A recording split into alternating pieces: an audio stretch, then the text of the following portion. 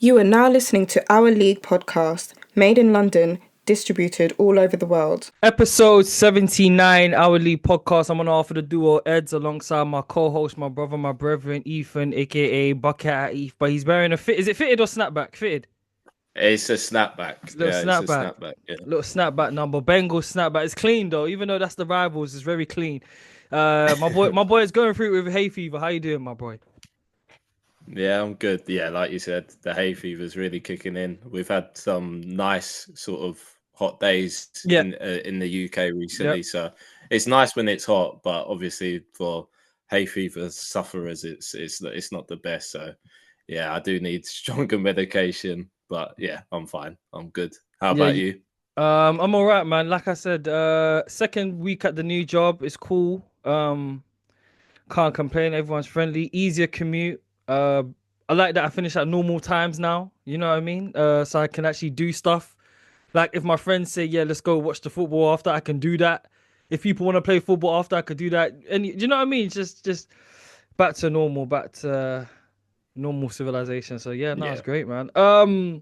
So we are recording this Thursday, the 10th, at it's about 8:20. So Chelsea just finished. I'm watching the highlights. If you watched the game live, so I'll just piggyback off what your thoughts on the game. So who is it? What's his name? Tyreek George. Yeah, Tyreek George scored his first professional goal for Chelsea. How old is he? He's 19. Yeah, he's 19. He looks like a good player. Yeah, he does. I think I'm happy that we've sort of gone into the Conference League because we've seen these sort of resurgence of the youth players that Chelsea actually have. So yeah, it's given an opportunity to these guys, and yeah, Tyreek George took his chance today. Very happy that did he start or did he come off the bench? Yeah, he started. Starter. Yeah, he started as a striker as well today. Oh yeah. So yeah, he played well up front. I don't think he has that sort of. He's still young. He still needs to fill out, though, isn't he? He still needs to fill out. I don't think he has that know-how. I think he is a winger at heart. But yeah, he played very good. Chelsea played very well. We got the job done. 3-0 seems like we're halfway there into the semi-finals now. So who would you lot play if you went through? I'm not too sure. To be fair, I haven't really kept on tabs with this Conference League. It's one of those. I expect us to win. So when the final's there, I'll be focused on the final. I haven't really took a look at the stages and who's still in it and all of that. So I can't lie. I've really dipped in and out of Chelsea this season. Yeah, so. Yeah. Same with me. With Arsenal. If you lot got to the finals, would you go? I don't even know where it is. The conference final. It's in Kazakhstan. I'm joking. I was going to say, if it's in Kazakhstan, definitely not. But yeah, no, I don't reckon I will go. No, I don't reckon I will go. If Arsenal made Champions League final, I'm going 100%, bro, because I don't know when that's going to happen again. You know what I mean? I'll definitely go to that. But overall, with Chelsea, the performance again. I'm watching the highlights now as we're recording. So if my eyes are tilting to the side, that's where I am. But in terms of the performance, obviously it's 3-0. But was it a convincing 3-0, or did the team that I can't even? What was their name? What's their name? Legia Warsaw. I know they are a decent team, but did they play well? Okay, Nuni just scored a nice goal. Who set him up? Sancho. Was it Sancho? Yeah, both goals. The first half was a bit lackluster.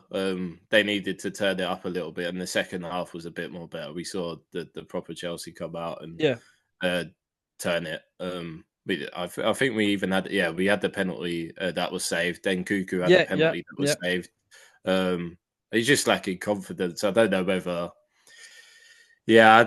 the Premier League is his level either. So I don't know whether he goes back to Germany or goes back to France. I just don't see him at this level in the Premier League. It's unfortunate because injuries have really hampered him. Yeah, man. Yeah, I've just not liked him at Chelsea. But the thing is, like Chelsea, he's never gonna play because midfield is one area which you lot are really blessed with. I think in terms of Caicedo, like his second season, he's really playing well.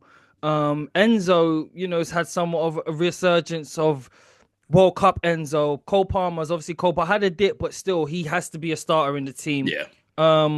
So that's like your main three in the middle and that. And then obviously you've got Nuni on the right, and then Sancho or Pedro Neto on the other side and stuff like that. Do you know what I mean? So you do have it's just maybe he went to the wrong club. Now Yeah. I can't see another Premier League club taking a risk on him. So yeah, I could potentially, like you said, seeing him going back to Germany but the thing is, we're not like not many teams have money nowadays. So I'm thinking like, where are these guys gonna go? Unless it's like we're just gonna follow this trend of guys going on loan more often. I don't know, man. It's an interesting one. But like you said, Sancho 2 assists today.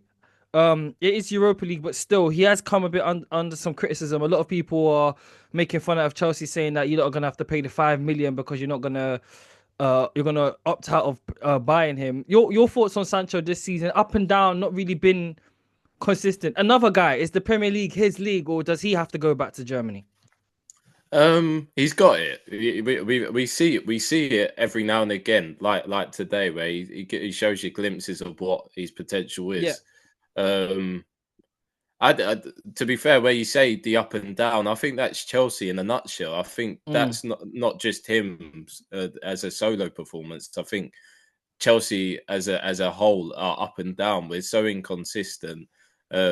Sometimes we're so just lethargic. We just want to pass the ball around. It's been similar for the last 3-4 years now. So yeah, I can't really blame Sancho too much. I think he came in, gave us that sort of impact that we wanted at that time, and he's kind of faltered off. But that's just the team performances as well. But yeah, I would like to see him at Chelsea as an option off the bench. We're due Off the to bench. get all. I mean, we're due to get all these youngsters over the summer. We've got the Brazilian guy coming back. Jamie We've got, Gittins, you lot are linked with Jamie Gittins, yeah, innit? we've got that Paez coming, the Ecuadorian guy. So we've got a few players that we bought 2 seasons back. So there's wingers that are going to come in and give Neto and Madueke competition. Santos balling out at Strasbourg as well, balling out at Strasbourg. Yeah. So we've got options out on loan and stuff. So it'll be exciting to see how we progress next season. But yeah, we should be winning the Conference League. So if we don't win the Conference League, you'll hear nothing from me. Hey, where's Mudryk? Madrid still is on his ban, the drug ban. Oh yeah, he did get a drug ban, innit? Crikey, man, Yeah, that's crazy. There's still been no sort of Nope. So we haven't really saw any sort of improvement of what's happening with that case. We haven't seen any sort of like. I think that's with a lot of cases within the Premier League. We're not hearing. So the Paqueta, the betting ban, we've not really heard from. So I don't know how they do their dealings. Yeah, the City as well. Like, what's going on with that? That's just a whole yeah. No, I mess know as well. this is it. Well, I thought we would have heard about this season, but yeah. Yeah. I don't know. All right, cool. Let's jump onto Champions League. Barcelona 4, Borussia Dortmund 0. Lamine Yamal, I mean, he's world class already, isn't it? Yeah. He's probably. It's tough to say, but he's up there. He's up there. He's up there. We have to give him his flowers. Top he's 4, tough. top 4 players. In that position, he's just unbelievable. Yeah, and Barcelona look really good. They look back to their old. They're gonna win the league. They're gonna win the league. Well, not comfortably. They have been kind of taken there, but yeah, no, Barca look really good. Defensively, not so sound, but they're probably favourites for Champions League. You think they're favourites for Champions League over PSG? I think they're on par with PSG. I don't know. You could. I think Barca will outscore anyone. I feel like they've just got that firepower up front. Same as PSG, but PSG try and be too intricate about stuff sometimes. Yeah. As for Yamal, every once in a while, a generational player comes along in it, and it's just like at first it was one of those ones. I'm always a bit hesitant to like not to give guys his flowers, but it's like let's hold our horses here. Like, yeah, he's had one good season. Now it's like, okay, no, he's done it 2 years, and he's done it in the league consistently, Champions League consistently, and in the Euros. He's up there for me, like top tier. And yeah, Barcelona got another one, man. It's crazy. PSG 3, Aston Villa 1. Aston Villa started off our boy Morgan Rodgers, great goal. Like, remember at the start of the season, me and you said he would go for 70 million, yeah? And people laughed at us. All those people, suck your mum. Because listen, we said it from the jump. Because like people were like, oh, it's 3 games, 3 games. Bro, my eyes told me this guy's a really good footballer. It doesn't matter if it's 3 games. I know I normally say I need 20 games, right? I know I normally say that. But what I saw in those early door games and a bit last season and in the Champo as well, he was playing good football. Yeah. Like, I was like, this guy's a 70 million player. Even if he's not quote unquote worth it, English plays in a top 14. Of course he is. And now that he's an England international, Champions League consistently, like performed in the league, he's everything you'd want in a quote unquote box to box final third midfielder. Like, obviously they never got the result they wanted, but he can be real assured of he's had a great season. Now it's going to be difficult for Villa to come back from this 2-goal deficit versus PSG because their team is just stacked. But going on to PSG now, Doué, I know everyone says he's a Neymar reject, but he really is. He really is a Neymar reject. He's insane. Kvaratskhelia goal, rolled it on the foot, then hit it with the lefty. Nunez as well scored a nice little goal. Are they, a few weeks ago, Luis Enrique came out and said they are an all-round better team without Mbappe than they was with him. What are your thoughts on that? And also piggybacking off the game. Yeah, I think he's true about that. I think they just seem so more fluid. Fluid, that's the word I was going to say. Yep. Just everyone just seems like they pick up pockets of spaces. Yep. I think the unsung hero, or people do speak about him, Vitinha. Vitinha controls that sort of their passage of play. That he's on that ball. He's always on the top of the ball, like rolling it back. He just controls the game so well. Dembele's got his goals this season, which people forget. Barcola coming off the bench. They've got Emre coming off the bench as well. When you see these guys coming off the bench, you think, it's a tough day. And Villa did very well. Villa did very well defending that. And I thought, 2-1's quite good to take back to Villa Park. It was just unfortunate they switched off at the sort of the last minute, and Nuno Mendes, best left back, I think, in the 100%, world at this current 100%. time. Pocket Salah in that Liverpool tie. Still in his pocket now, bruv. Yeah, Still in his pretty pocket. much. Yeah. But yeah, no, PSG look very good. And they do look better without Mbappe. And that's crazy to say. That's crazy to say. But someone has to leave this summer though, because obviously they still got Kolo Muani out on loan at Juventus. Yeah. Barcola, Doué.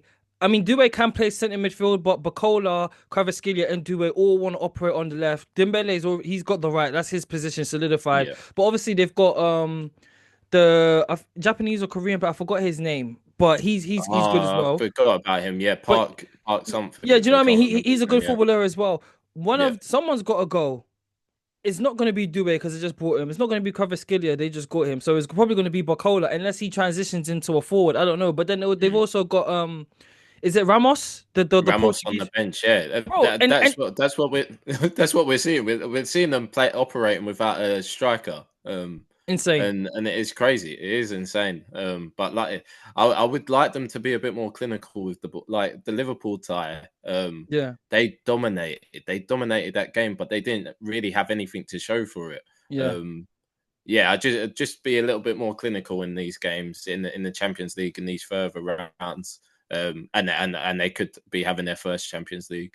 And they've got João Neves as well, balling out as well. Young, they've done a real job because for like 10 years, they tried to do the star-studded thing. We're going to get the superstars, meld them together. But too many chefs in the kitchen, it just doesn't work. You had Mbappe, Neymar, and Messi. On paper, that looks phenomenal. It should have worked, but it didn't, right? And Neymar came out on a pod. I think it was in Romero's pod. It's in Portuguese for those of you that obviously don't understand Portuguese. I'm just learning it. But he basically said something, I think, amongst the lines of like, yeah, when Messi came, Mbappe low key. I don't know if he said he felt away, but maybe his body language, because it has to be someone's. It has to be someone's Yeah, team. yeah, There has to be a captain of every ship. Like for example, Arsenal. We'll get onto them in a bit. Even though Odegaard is the captain, it's Saka's team. Everyone knows that point blank period. Man United is Bruno Fernandes' team. Like, do you know what I mean? It has to be like Chelsea is Cole Palmer's team. There has to be, you know what I yeah. mean? So yeah, man, their team is just all round stats. It's just unbelievable. I want to talk about before we talk about Arsenal. I want to talk about Inter Milan 2, Bayern Munich 1. What was your thoughts on this game? You go, then I'll go.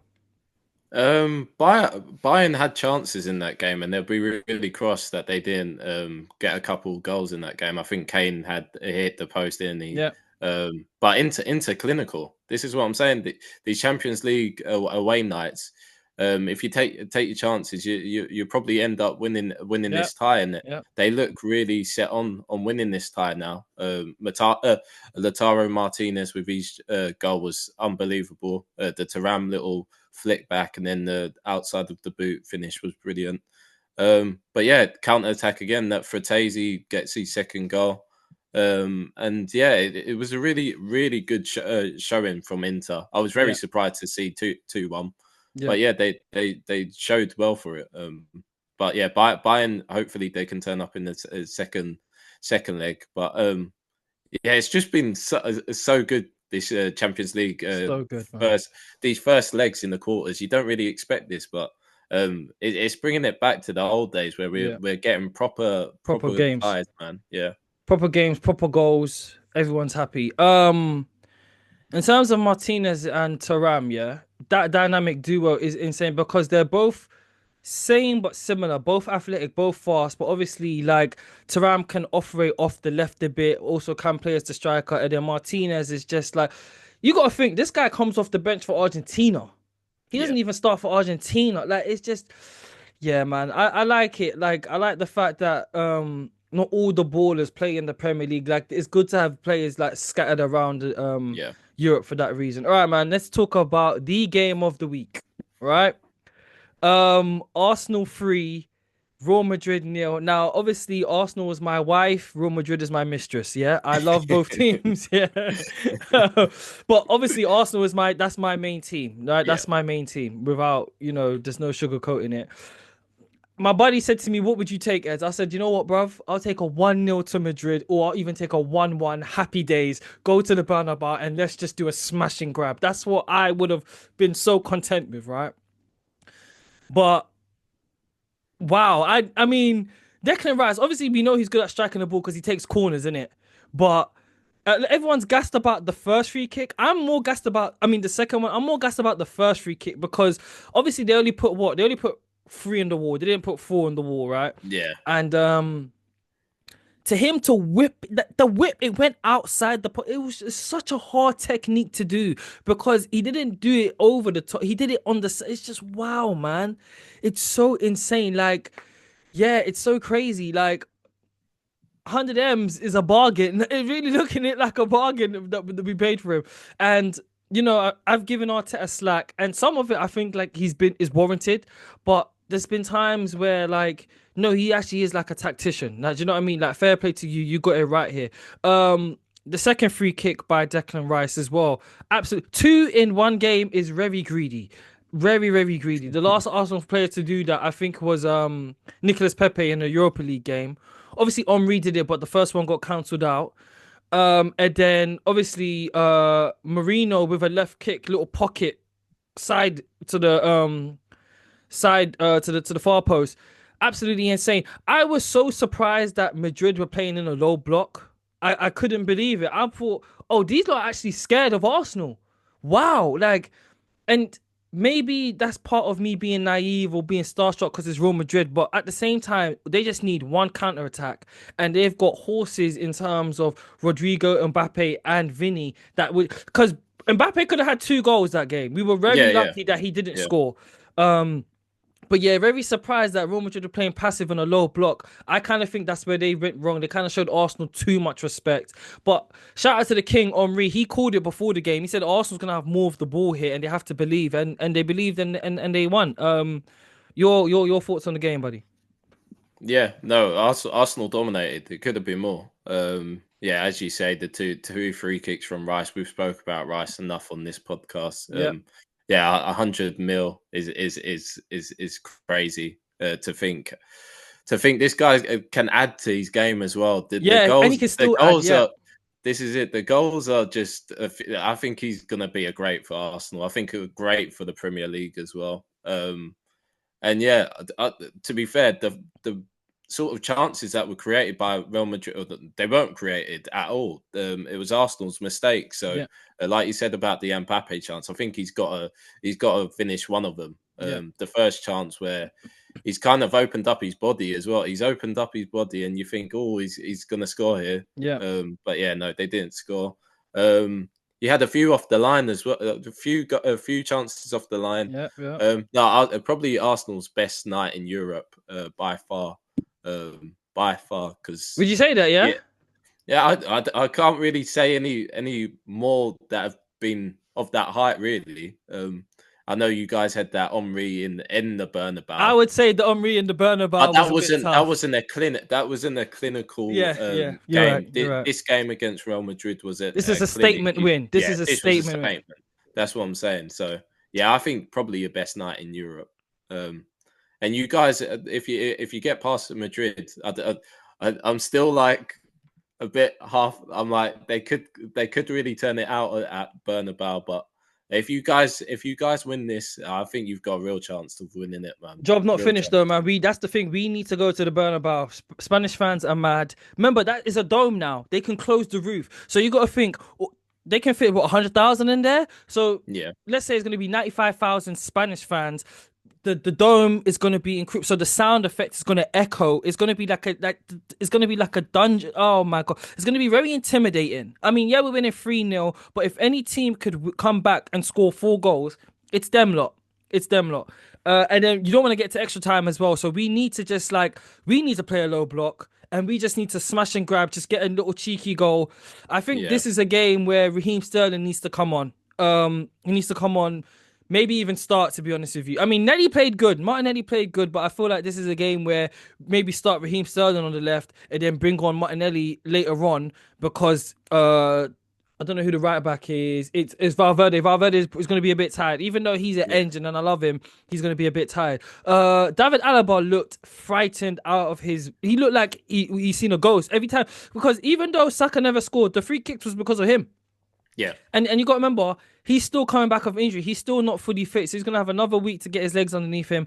I personally wouldn't play any of the top dogs in the league. I just play the kids. F it. You know what I mean? We've secured... this is it. Yeah, try and go out for the Champions League. That's the only thing you're playing for at this moment in time. So yeah, rest everyone. I'm a bit like, does Saka need a bit of game time though? Does he need about... come on for the last minutes? 20. Come on for the last 20. Last 20. Come on for the last 20. And then just play all the young G's, play Sterling, play everyone, play Neto. We just need to rest the guys, man. Honestly, because we, like, God forbid someone else pulls a hammy. Because the fact that's another thing. Gabriel got injured. And he's been having a stellar season. Do you know what I mean? So, all right, cool, man. Let's talk about briefly Man City and Kevin De Bruyne leaving. You said it earlier on in the year. You regard him as arguably the best 10 in the Premier League era. Now, again, it's a bit unfair to... I said specifically a 10 because 20 years ago, midfielders were asked to do everything, whereas someone like him isn't asked to do defending, get the ball from the defense and bring it forward. Do you know what I mean? So, in terms of number 10s, where does he rank for you in Premier League history? It's tough, you know. Just based on his stats, he's got to be up there. He's got to be number one, maybe 1 or 2. Yeah. His assist, he's up there with the record. He's second on that list to Ryan Giggs. I know he's had crazy players that have been around him, and that's probably helped him. But He really did. He really did change the Premier League for a period of time, maybe a good 5 years, a good 5-6 years. So you've got to give it to him. And yeah, he's had a really good season. Well, not a good season this year, but seasons that have gone past. But yeah, I think this is the right time to go where City are on the sort of Rebuild. decline and rebuild. And yeah, I think you've said is Phil Foden the guy to sort of step into his boots? I don't know. I feel like the opportunity's been there this season for him, and he's yet to do it. I think Foden is such a it's harsh to say, but he's such a system player. He seems like he just fits one sort of system, and if that system doesn't go well, he doesn't know what to do. He doesn't go and grab the game by the scruff of its neck and just go and win a game. I think he did that a bit last season, but we haven't seen that too much. Yeah. Like Cole Palmer. So obviously, there's links that City they may go in for Florian Wirtz or Morgan Rodgers to replace KDB. So would you prefer that they do that opposed to Foden getting that position, and maybe they just keep Foden playing on the right, maybe, or should Foden try get a chance at least half a season playing at the 10? Yeah, I think he needs a chance to play at the 10. I know I was critical of him, but I feel like he needs that chance to play as a 10. I've heard Morgan Gibbs-White as well has been linked as well. Sorry, I meant Morgan Gibbs-White. No, but Morgan Rodgers as well has been linked. Oh, is he linked back to them? Yeah, he's been linked back to Man City as well. So yeah, they've got a few people under their radar. I think Wirtz probably stands out a little bit more to me. I would like to see him in the Premier League. Yeah. And yeah, I think he fits the City system. But yeah, I would like to see Foden given the chance. If it doesn't sort of perform there, I'm sure they will be going out to get a player. Yeah. Okay, so that was episode 79, Our League podcast. I'm on After the Door, Eds, my co-host, my brother, my brethren, Ethan. Like, follow, subscribe on all platforms, and that's it. We're out. Peace. You are now listening to Our League podcast, made in London, distributed all over the world.